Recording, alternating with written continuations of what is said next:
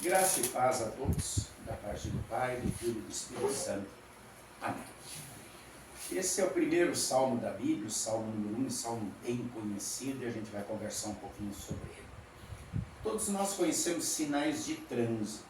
Para que servem os sinais de trânsito? Para nos orientar. Se tem uma curva e o sinal mostra que a curva é à direita, a gente já está preparado. Se tem outra à esquerda, já está preparado. Se tem um sinal que mostra que tem um quebra-mola, a gente vai diminuir a velocidade. Se tem um sinal que mostra que vai ter uma linha de trem, a gente já vai ser cauteloso e devagar. Se tem um sinal que mostra que a velocidade é 40 por hora, eu não vou andar 100. Os sinais, eles mostram para nos orientar, para evitar multas, mas principalmente para evitar acidentes, para que a gente faça as coisas de maneira correta. Porque se todo mundo obedecer os sinais de trânsito, não tem acidente. E todo mundo vai sair lucrando. O Salmo de número 1 é mais ou menos isso.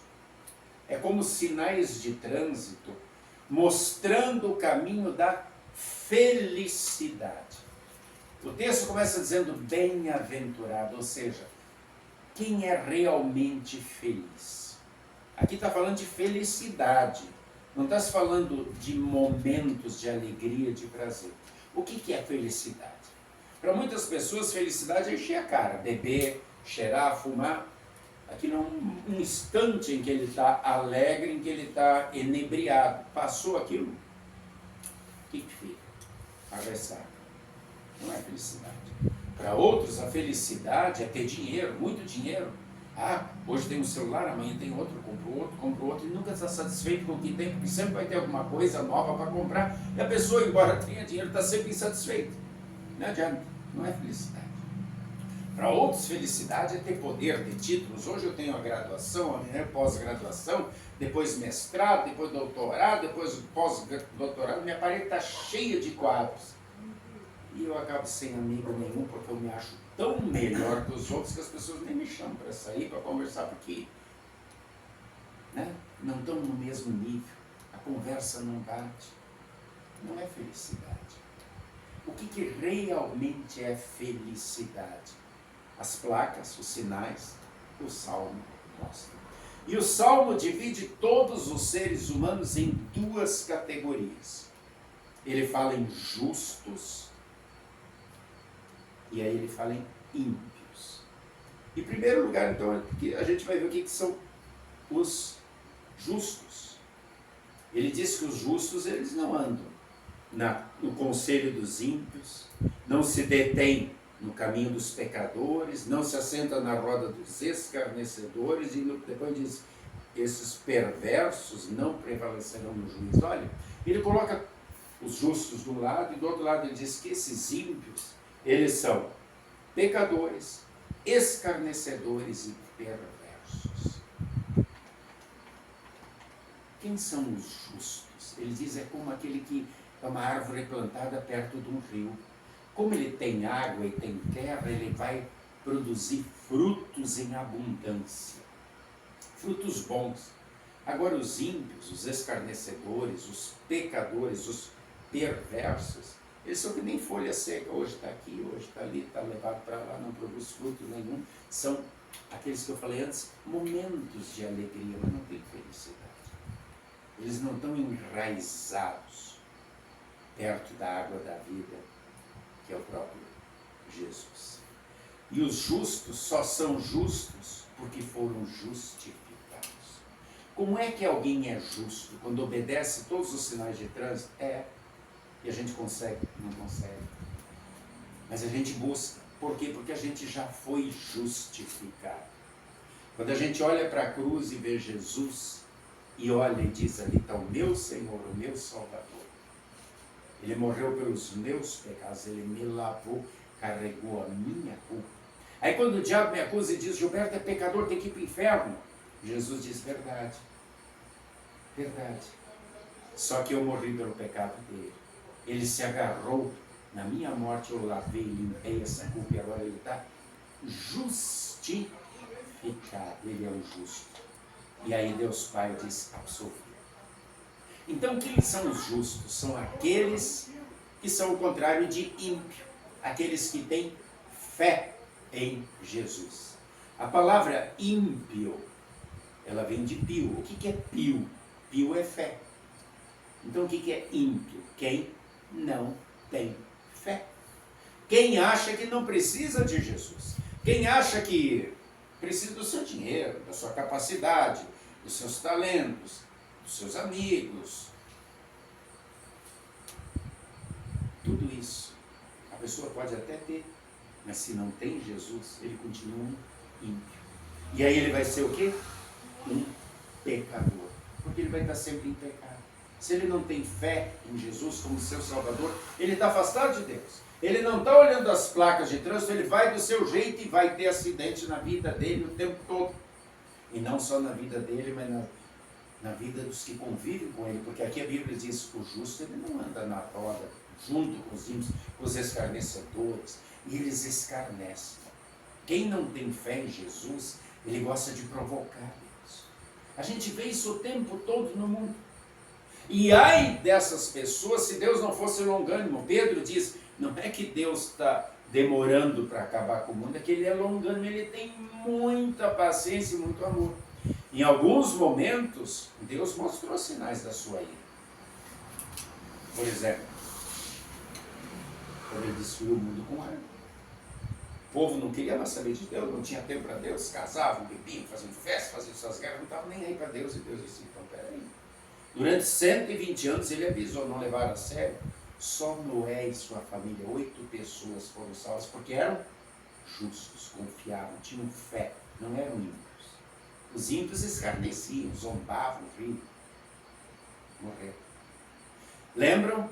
Sodoma e Gomorra, 2 cidades que viviam pensando como o nosso mundo hoje. Só sexo, sexo, sexo, sexo. Muito homossexualismo, por isso que se chamava sodomismo. E Deus disse, eu vou acabar com essas 2 cidades. Ali a ira de Deus pegou forte. E mandou 2 anjos para avisar Ló para sair de lá com sua família. E olhem, vocês lembram da história, quando os anjos chegam lá, os anjos em aparência de homem? Os homens de lá querem agarrar eles. Homossexualismo. E aí o Ló diz, não, eles estão na minha casa, entre aqui. Eles dizem, nós queremos abusar deles. E Ló diz, eu tenho 2 filhas que são virgens, faz o que quiser com ela. Eu não quero saber de mulher, eu quero homem. Olha o pecado. Que tudo normal hoje, exatamente o mundo está assim. E aí eles dizem, tu está protegendo, então a gente vai fazer pior contigo. E aí aqueles habitantes de Sodoma e Gomorra querem pegar o Ló também. O que acontece? Os anjos puxam Ló para dentro e cegam todo mundo. Todos eles ficam cegos, ninguém consegue mais achar nem a porta de casa. E aí depois destrói a cidade e queima todo mundo. Era escárnio, zombavam de Deus. Não, nós que decidimos que é certo, que é. Como hoje em dia o politicamente correto, não chama o sexo de masculino e feminino, não é gênero, cada um pode ser o que quer, GL, não sei o que, Y, mais, menos, não sei, né? Tem mais de não sei quantos, todo mundo quer ser o que quer, só não quer ser o que Deus manda, macho e fêmea. É escarnecer, é zombar do Criador, é ir contra a natureza. Agora está o carnaval chegando aí, novamente a gente vai ver várias pessoas zombando de Jesus. Vão zombar de Jesus, geralmente colocam travestis para fazer papel de Jesus, para escarnecem, zombam de Jesus. A gente vê as feministas entrando em igrejas, colocando crucifixos, escarnecem de Jesus, zombam de Jesus. Esses são os escarnecedores com os quais os justos não têm competência, porque eles vão responder pelo que fazem. Então, o Salmo número 1, ele tem as placas indicando o que se faz e o que não se faz. E ele diz, os perversos, isso é perversidade. Isso é perversidade. Agir contra Deus, zombar de Deus, escarnecer. Eles, no dia do juízo, não terão desculpa porque os sinais estavam aí. As placas de trânsito estavam, o Salmo aqui, e muitas outras advertências. E eles fecham os ouvidos. Enquanto o justo faz o quê? Medita na lei de Deus de dia e de noite, nela tem seu prazer. E aqui quando fala de lei, não está falando só dos 10 mandamentos, está falando da palavra de Deus. que é lei e é que é evangelho. A lei são os 10 mandamentos que mostram o que eu devo fazer e que muitas vezes eu não faço. Que diz, para, serve de freio, está fazendo errado. Espelho, olha como tu está errado diante de Deus. E norma, te corrige. É para isso que servem os 10 mandamentos. Freio, espelho, norma. E quando eu olho, eu vejo que eu estou totalmente perdido, eu sou pecador. Mas aí eu olho para o Evangelho. E o Evangelho é, nós temos um Salvador. Lembra os anjos anunciando para os pastores? Evangelho, hoje nasceu o Salvador de vocês. E daí vão lá. Evangelho é Jesus, que cumpriu os 10 mandamentos por mim, por cada um de vocês. Morreu por cada um de nós. E agora nós temos um Salvador. A lei faz a gente olhar para a gente e o quanto a gente está errado. O Evangelho faz a gente olhar para Deus e ver como Ele é amoroso, como Ele é bondoso e mandou Jesus para nos salvar. Então o justo, o que ele faz? Ele fica pensando nisso o tempo todo. Como Deus me ama. Eu não vou jogar isso fora. Por momentos de alegria, por momentos de prazer. A minha alegria está no Senhor. Porque Ele me ama, porque Ele me cuida de mim, porque Ele me protege. Tudo que eu tenho, isso é presente dele. Minha vida, minha saúde, meu marido, minha esposa, meus filhos. Capacidade de respirar, capacidade de pensar, de ver, de ouvir, de andar, de produzir, de ter um salário, de ter amigos, tempo bom, tempo ruim, chuva, sol. Tudo é presente de Deus. Isso é meditar na palavra do Senhor, é meditar na bondade de Deus e dizer, Senhor, como tu tens sido bom, generoso comigo, perdoa meus pecados. E cada vez mais valorizar esse Deus que nos ama e esse Deus que está ainda dando um tempo da graça, ou seja, uma oportunidade de conversão para aqueles que ainda estão transgredindo os sinais de trânsito, dizendo, te cuida para ti, volta enquanto é tempo. Ele é longânimo, como Pedro diz. E quem deve transmitir essa mensagem somos nós, que meditamos, que levamos a sério, que somos justificados por Jesus, e então nós falamos, nós testemunhamos, são os frutos daquela árvore que está plantada perto da água da vida. A gente bebe da água da vida que é Jesus.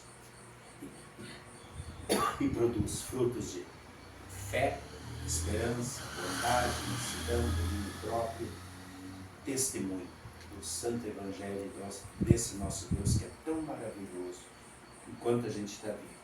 Porque depois, aí é juízo. Salvação ou juízo. A escolha é de cada um, os sinais estão aí.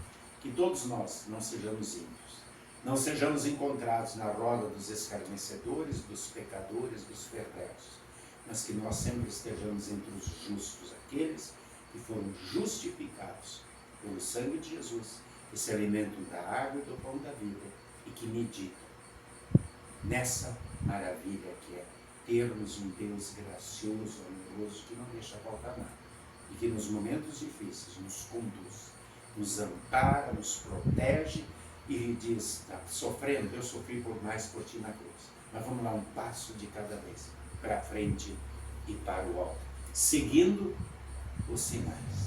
Que Deus nos abençoe. Amém. E a paz de Deus que excede o entendimento e guarde nossos corações e mentes, o amor de Cristo Jesus até a eternidade. Amém.